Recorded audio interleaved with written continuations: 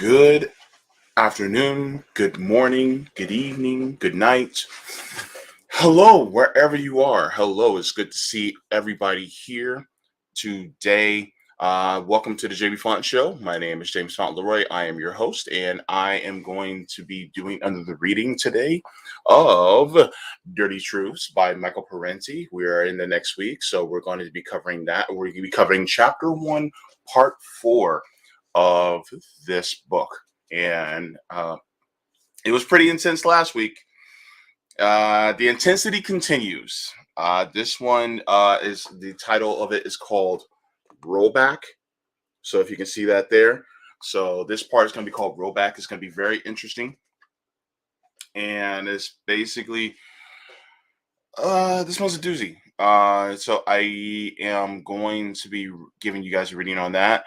Also, just to let you guys know, in a couple days, I will also continue my reading on Rothman exclusively of Blood in My Eye by George Jackson.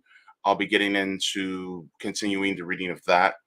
And as well as next week, on Tuesday the 28th, I will also have Shama Sawant on as well.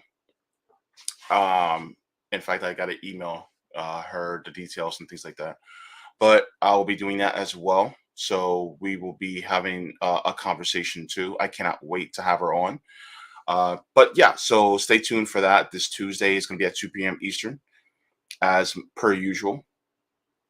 And yeah, so let's get into the book. And we will be going all the way to page 55, which is making the world for safe for hypocrisy.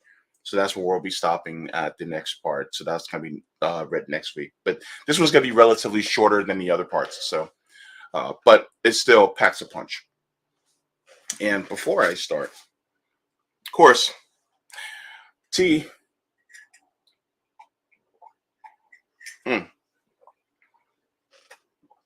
Cheers, comrades. Let's do this. For years, U.S. political and economic leaders saw themselves in mortal combat with communist nations for the allegiance of peoples at home and abroad. Time and time again, the argument was made that U.S. workers enjoyed their higher standard of living than their opposite numbers who lived under communism. Statistics were rolled out to show that Soviet workers had to toil many more hours than our workers to buy various consumer goods. No comparisons were offered in regard to medical care, rent, housing, education, transportation, or other services that were heavily subsidized by communist governments. The pressure of being in competition with the alternative economic system sets limits on how thoroughly Western political economic leaders dare to mistreat their working populations. To maintain the appearance of capitalism with a human face, corporate leaders occasionally were compelled to make substantive concessions. All sorts of important victories were won in the better organized sectors of the workforce: the 8-hour workday, seniority rights, a minimum wage, Social Security, unemployment and disability insurance, vacation and health benefits, and guaranteed annual wage, maternity leave, and the like. The concern about communism also helped the civil rights struggle. Since we supposedly were competing with Moscow for the hearts and minds of non-whites in Asia, Africa, and Latin America, it was considered imperative that we rid ourselves of Jim Crow here at home and grant equality to our own people of color. Many of the arguments made against segregation were crouched in just that amoral, opportunistic rhetoric, not racial equality for its own sake, but because it would improve America's image in the Cold War. Makes you wonder about why there was this push against making racial equality a thing, but it feels like, according to Parenti, they only did it to make capitalism look better. It wasn't necessarily to truly show racial equality, which is a hallmark of um a classless system like communism, or a lot of socialist governments, because they saw no need to place any particular disenfranchised group in a different class because it didn't make sense. But in the capitalist system, yeah. But in order to kind of quell the masses a little bit, they had to, you know, kind of make it look more socially acceptable, basically the human face on capitalism.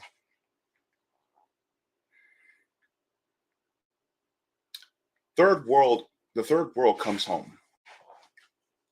The overthrow of communism and the Soviet Union and other Eastern European nations caused much rejoicing among the higher circles in this country. Except for a few minor holdouts like Cuba and North Korea, DPRK for those of us who are on the left, multinational corporate capitalism now seems to have its grip on the entire globe. Yet an impatient plaint, soon would be detected in conservative publications. It went something like this: if everywhere socialism is being rolled back by the free market, why is there no rollback here in the United States? Why do we have to continue tolerating all sorts of collectivist regulations and liberal services? End quote. By 1992, it became clear to many conservatives that now was the time to cast off all restraint and sock it to the employee class. The competition for their hearts and minds was over. There was no alternative system, no place for them to think of going. Big Capital had scored a total victory and was now be able to write its own ticket at home and abroad. Tolerance toward opposing interests does not increase with the sense of one's own growing power. There will be no more accommodation, not with blue collar workers, nor even with white collar professionals or middle management. Throughout history, there has only been one thing that ruling interests have ever wanted, and that is everything.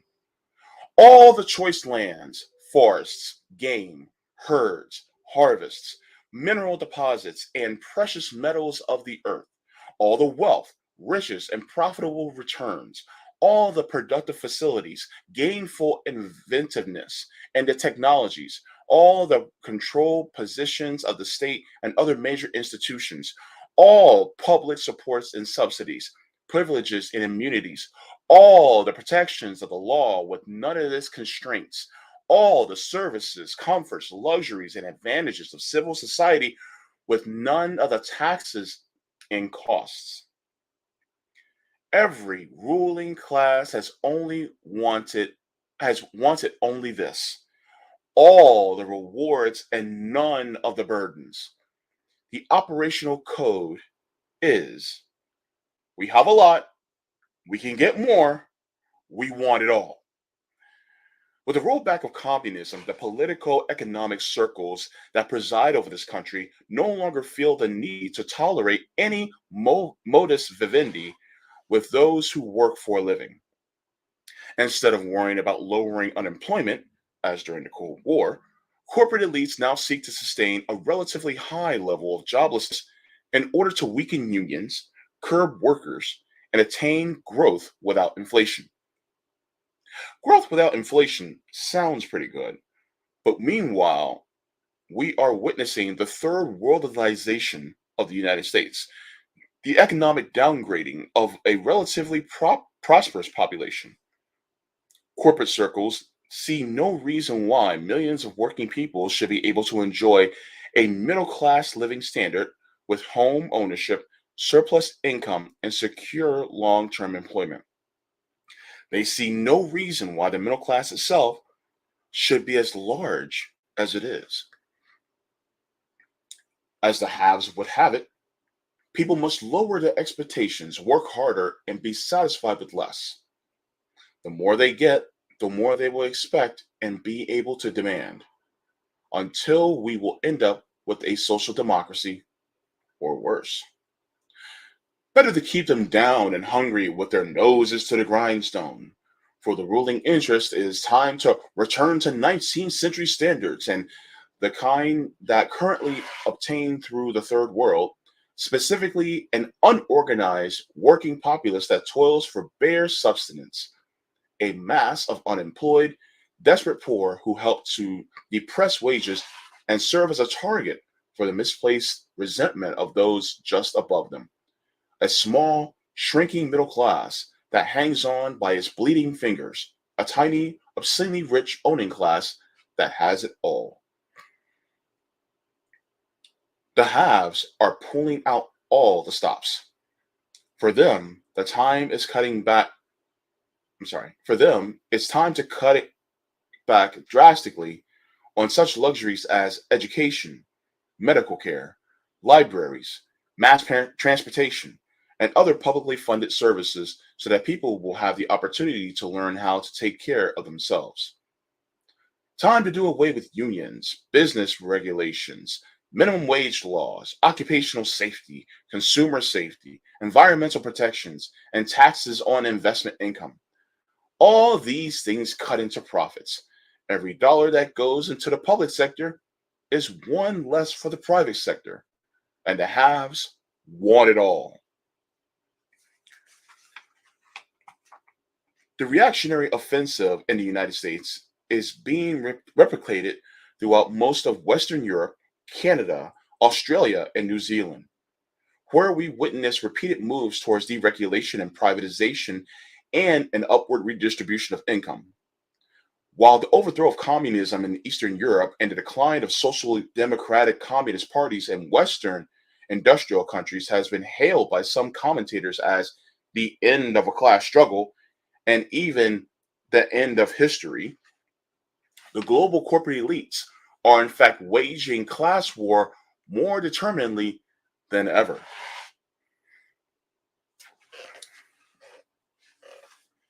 All right, tea break.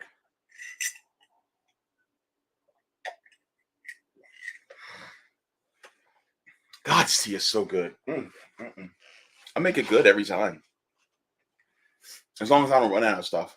Well, I'm low on honey, but honey's expensive, man. I'm telling you. Price gouging. What else? The fourth world comes to the third world.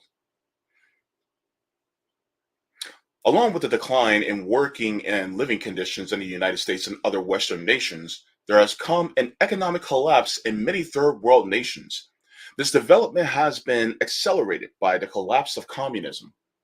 During the Cold War era, US policymakers sought to contain communism by ensuring the economic growth and stability of anti communist regimes. The Third World development began to threaten US corporate profitability. By the late 1970s, governments in Brazil, Mexico, Taiwan, South Korea, and other nations were closing off key sectors of their economies to US investment. In connection, in addition, exports from these countries were competing for overseas markets with US firms, including within the United States itself.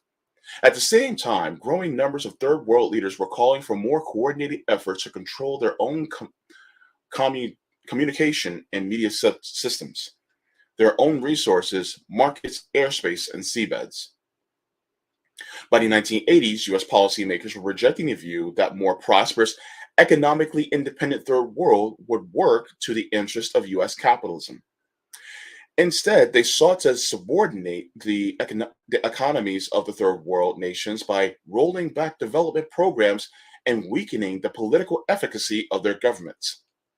The goal has been to create a world free from maximizing profits irrespective of the human and environmental costs. There are no and there no longer is competing communist world to which third world leaders might threaten to turn. One rollback weapon is the debt. The third world governments are burdened with huge debts and desperately strapped for funds. In order to meet payments and receive new credits from the US dominated World Bank and International Monetary Fund, the IMF, these governments have agreed to these governments have had to agree to heartless structural adjustments, including reductions to social programs, cuts in wages, the elimination of import controls, and the removal of restrictions on foreign investments and the privatization of state enterprises.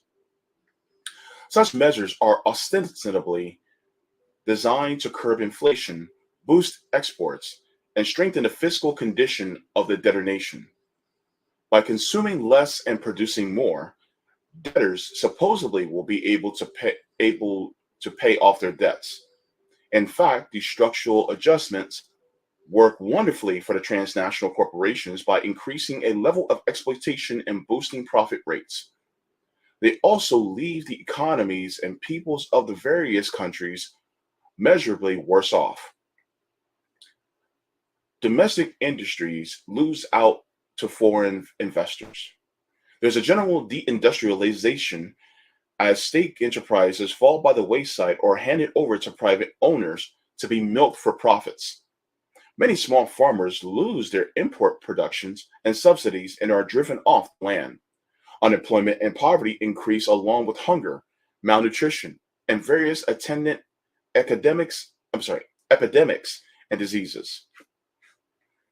In time, third world countries like Philippines, Brazil, and Mexico slip deeper into desperately absolute poverty of what has been called the fourth world, already inhabited by countries like Haiti and Zaire. Thus, the first 10 months of 1995, by the way, this was written in 1996, malnutrition in Mexico City increased sixfold. As many as one fifth of Mexico's 90 million people are now considered severely undernourished, while while the incidence of cholera, dengue, and other diseases related to malnutrition is nearly 10 times higher in 1995 than in the previous year. The Mexican public health system that began to improve markedly in recent years is now at the point of complete collapse with overcrowded, underfinanced, and understaffed hospitals no longer able to provide basic medicines. Much of this thanks to financial restructuring. Now, I know that 24 years later, the government of Mexico, you know, has I think they've improved on their national health system that they have.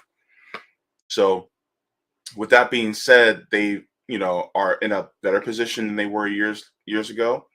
But a lot of times, when it comes to these health systems, what goes on is that there is basically a death by a thousand cuts.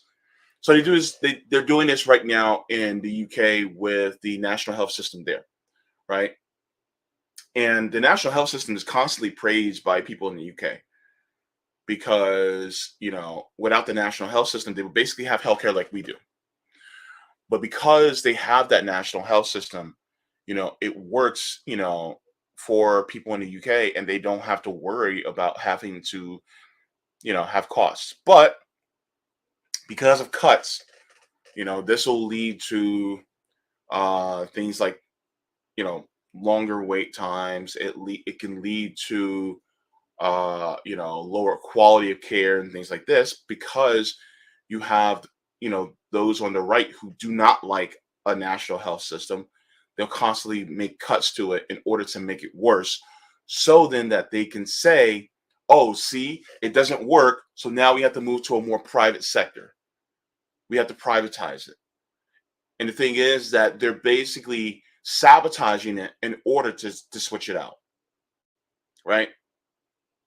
Because the thing is that instead of just putting more money into it and, funding it more so that it works better, they continuously defund it to make it, you know, work less. So that's basically how it goes. Continuing on, as a further blow, the rich industrial nations following the United States lead have been making substantial cuts in non-military foreign aid to poor countries. I'm going to read that again. As a further blow, the rich industrial nations following the United States' lead have been making substantial cuts in non military foreign aid to poor countries. These include sharp reductions in funds for education, environmental protection, family planning, and health programs, as noted in the Los Angeles Times. That was from June 13th, 1995. Quote, with the decline of the Soviet threat, aid levels fell off, end quote. Measured as a percentage of gross national product, the United States gives the least assistance of all industrialized nations, less than 0.2%. Reformist governments that try to protect their resources, develop their economies, and raise their minimum wages are finding these efforts undermined by the General Agreement on Tariffs and Trade, or GATT, whose latest round of agreements refashioned the international trade structures to give a free hand to transnational corporations and bypass the sovereignty of individual nations on many essential matters. Not only are the third world economies now more successfully penetrated, but the governments themselves are being undermined and marginalized by GATT and the whole process of economic globalization. Thus, attempts by the third world governments to institute, we now call them developing nations, third world governments or developing nations, to institute import protections, public health and insurance services, consumer protections, and environmental regulations are being overruled by GATT's executive arm, the World Trade Organization, as restraints of trade and unfair competition. Yeah, reformist governments are attacked not only economically, but if need be, militarily, as in the case of Libya, Panama, Iraq, and a dozen revolutionary nations like Grenada, Mozambique, and Nicaragua. In some cases, they are subject to dismemberment, as with Yugoslavia, or obliteration, as with South Yemen. Yugoslavia's advancing industrial base could no longer be allowed to compete with Germany or France. Secession and war accomplished the goal of breaking up that nation state into small right-wing client states that are falling under the economic suzerainty of the Western corporations. The road to development is the road of economic nationalism, and economic nationalism will no longer be tolerated in the New World Order. The nations of the world face a comprehensive, cohesive strategy pushed by U.S. political economic elites, whose goal has been to create a world free from maximizing profits, irrespective of the human and environmental costs. Who's left to buy it all? The question is often asked, if the workforces of the world are being downsized and wages are stagnating, where will purchasing power come from? Who will buy all the goods and services produced by overworked and underpaid employees? The elites are cutting their own throats. The argument goes, and sooner or later will have to reverse their policies and consumption diminishes.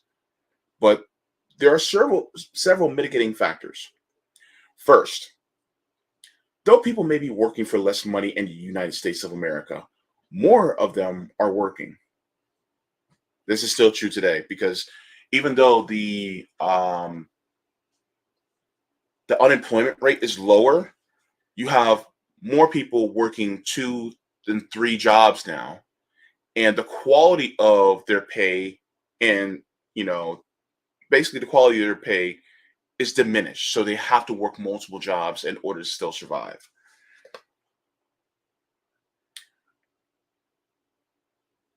Despite all the downsizing, millions of new but poorer paying jobs are being created every year. In many households, the male breadwinner has been joined in the market by his wife or even the oldest child, adding to the nation's aggregate wage. Second, People are working longer hours. Economists say that the average work week is close to record levels. We not only have the 2 and 3 job family, but the 2 and 3 job person. This was 26 years ago, y'all. I'm sorry, 24 years ago. 1996. 26. Wait, hang on. 1996, 24. I'm sorry, 26 years ago. Yeah, 26 years ago. Oh, gosh. Whew. This book. Workers are still buying commodities and services, but they have to work harder and longer to do so. Third, for the big ticket items like cars, refrigerators, and homes, there's installment buying. The consumer debt is climbing precipitously. Those with lots of extra money need to do something with it, so they lend it to those in need at a price. Among those in need is the government itself. Deficit spending converts savings into consumption and consumption into investment profits, and on it goes. Though with the onset of MMT now, I think that that is a little bit different now. Deficit spendings um, doesn't necessarily harm the economy, as per Dr. Stephanie Kilton, but that's a whole nother argument. But of course, you know, 26 years ago. Fourth, demand is increasing among the rich and the very rich. Even during recent recession years, the sales of jewelry, antiques, artwork, executive apartments, mansions, vacation homes, yachts, luxury cars, and fabulous excursions abroad doomed the upper class clientele. I'm sorry, boomed the upper class clientele. Um, by the way, there's a lot of homes now being bought. Just regular single family homes are being bought up by corporations, as well as a lot of farmland is being purchased by Bill Gates himself. So our housing and food supply is now being completely owned by billionaires, which means that you'll no longer be able to own a home. You'll only be able to rent. So it's actually gotten worse. But this tea is still good.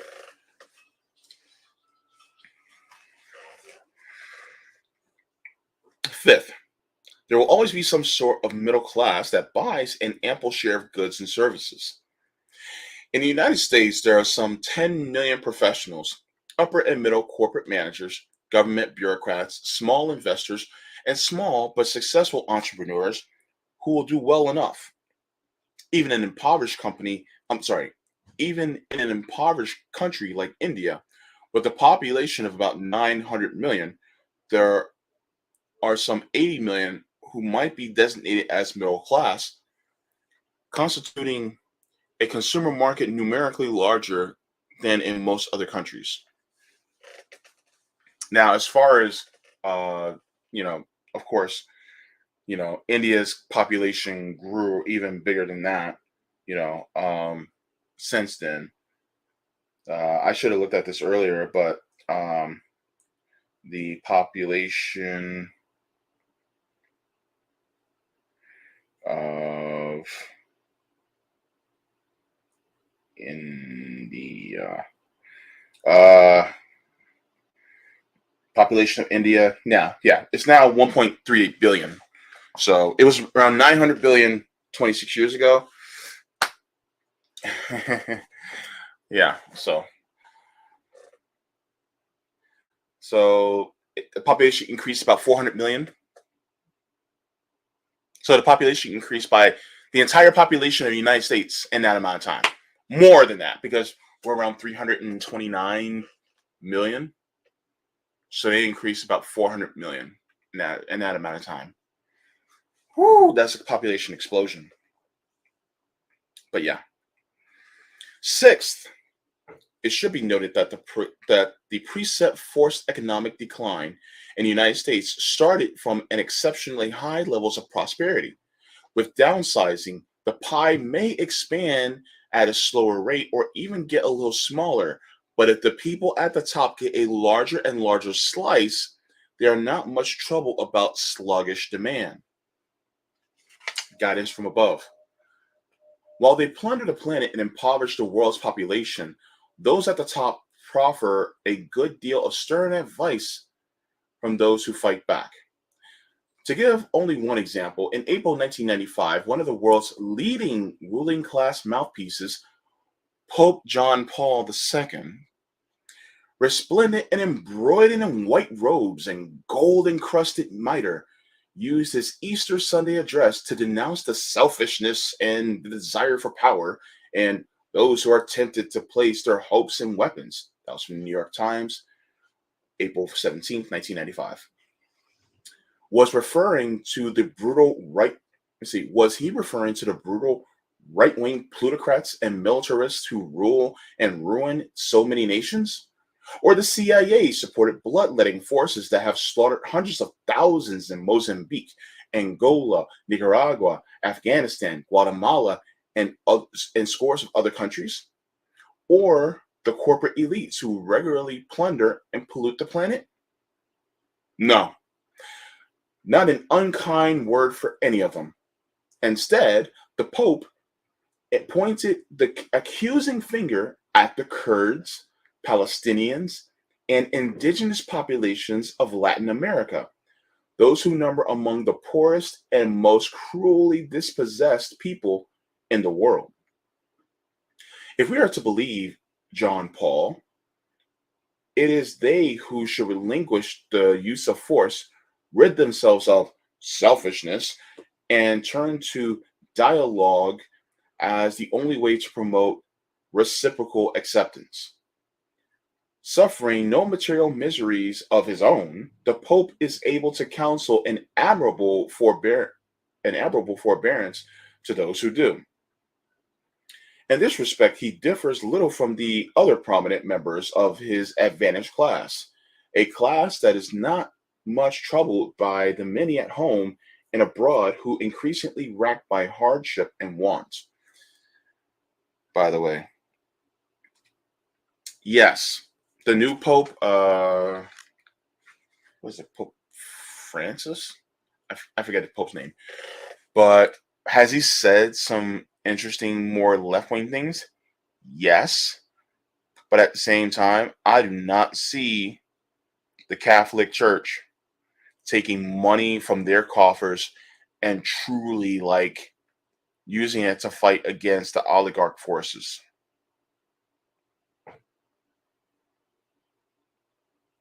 I don't.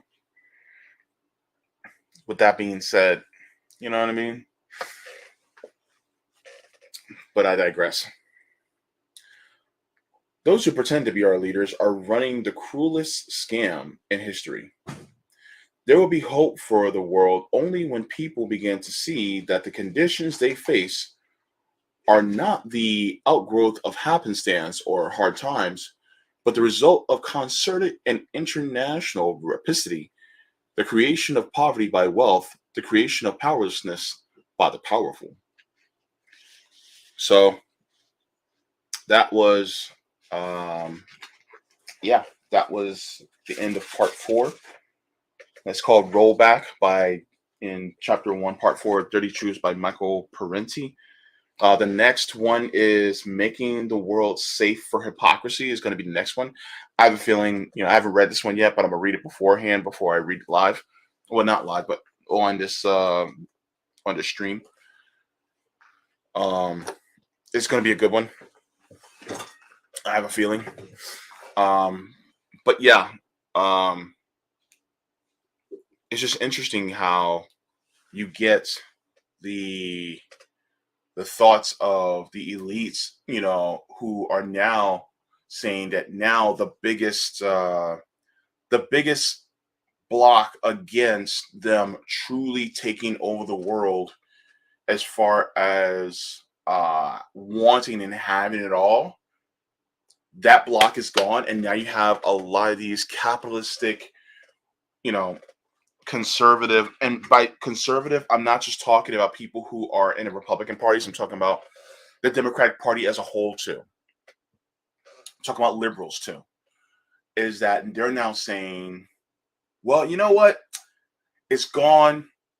Let's roll back. And they'll use words like job creators. We need to give more money to job creators, even though they are hoarding all the wealth already as it is. And they'll use, this language to make it seem like they're actually fighting for you, but they're not. They're actually fighting for the people who actually put money into their coffers. And the people who put money into their coffers are both the Democratic and Republican parties. Like, these billionaires will literally fund them both. Just go to Open Secrets; it's all in there. And so, because of that, um, you have, like, for instance, the neoliberals, the new wave Democrats, the third wave Democrats that came in, especially with Clinton. It extended to Obama and now Biden. They're basically just right wingers with, uh, with woke language. That's basically all it is. And so, because of that, you know, they basically are just like the diet fascists that end up, taking uh the baton from the corporate elites and running with it and implementing these harsh pro corporate laws that end up diminishing those of us of the lower classes. But thing is that because they use such coded language to make it sound like they're with us, then we just sit there and allow it to happen. It's like an abuser that constantly tells their victim, "Oh, I just care about you and I love you." It's the gaslighting of it all. It's the gaslighting of telling us that our suffering is either one, our fault, or two, they're blaming it on the other side, which is a fictitious other side, in order to tell us that, oh, well, it's their fault, even though they're on the same team. And so then also, when you have other countries in the developing world that are trying to have their own sovereignty and build themselves up, then you have these countries like the United States, like France, Germany, the UK.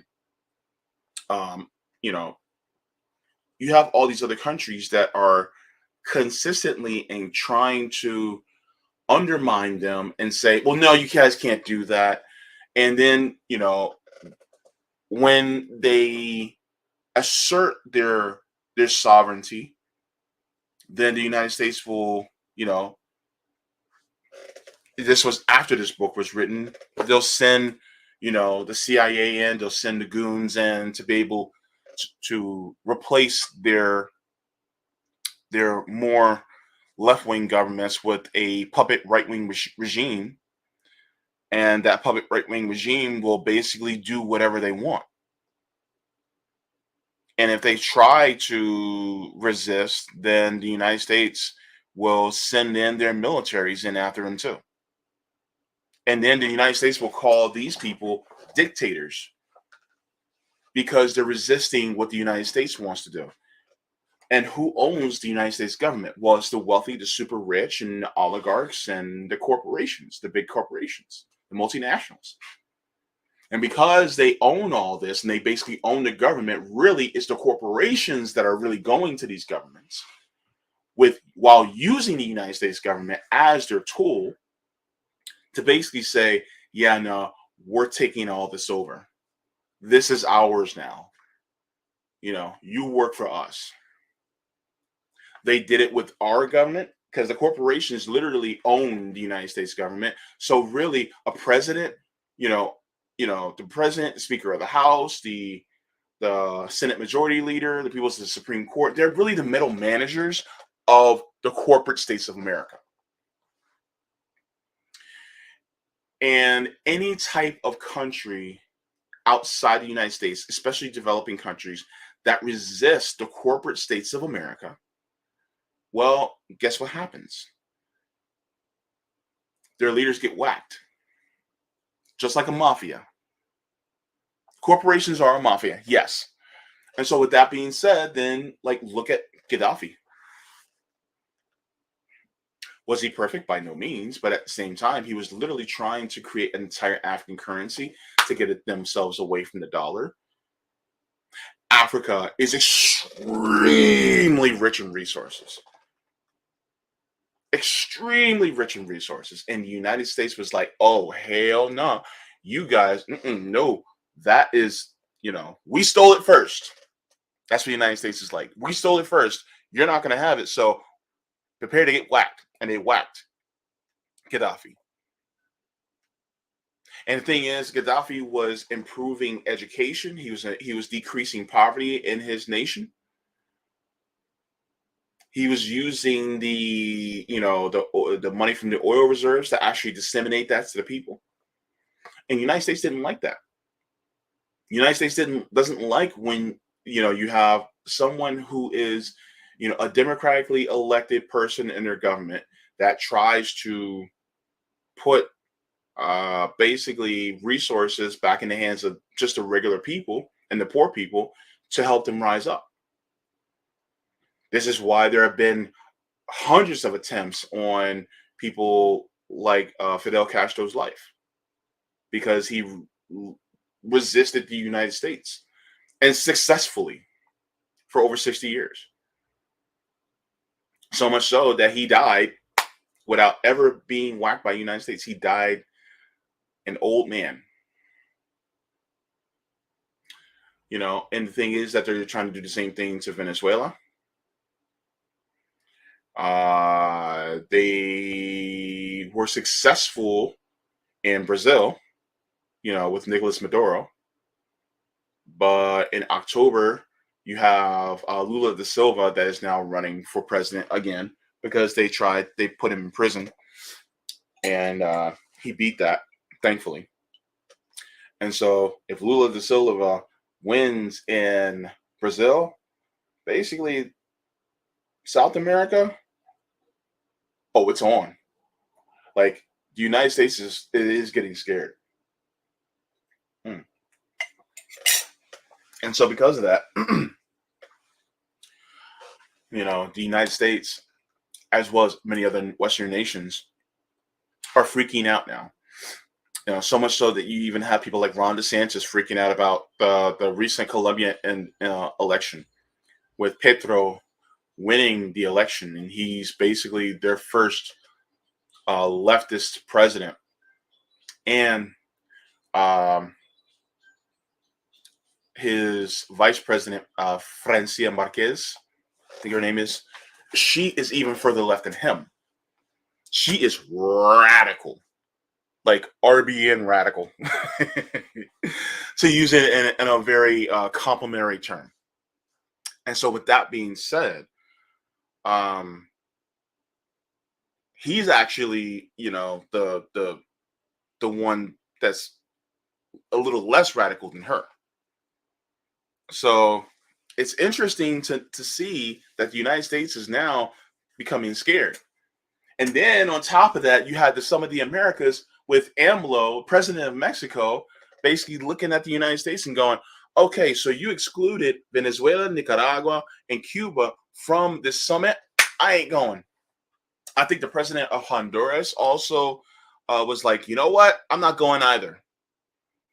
And then the former Bolivian president, Evo Morales, was like, yeah, nah, you guys are wrong for that. And I support, not going to the Summit of the Americas as well. So basically, from Mexico all the way down, a lot of these governments now are moving to the left. And they actually have a very strong left presence in the global south. And so because of that, the United States is now getting scared. Because the United States is already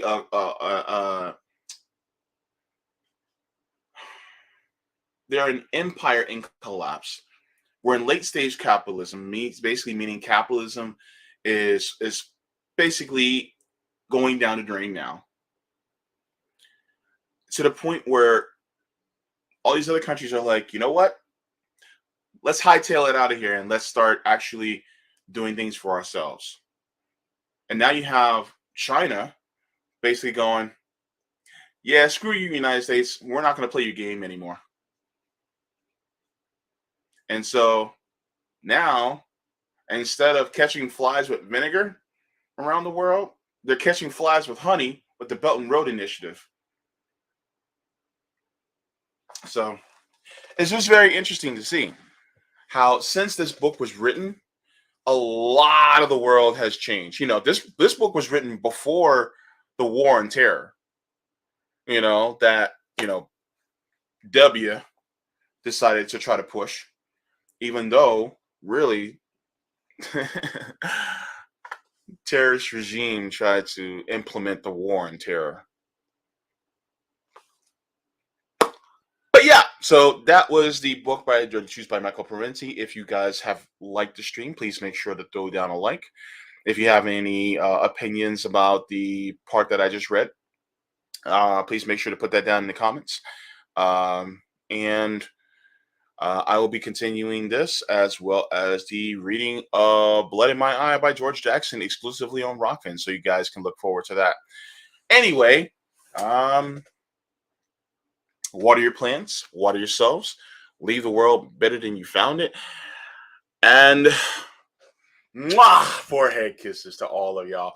You guys are beautiful, and I love you.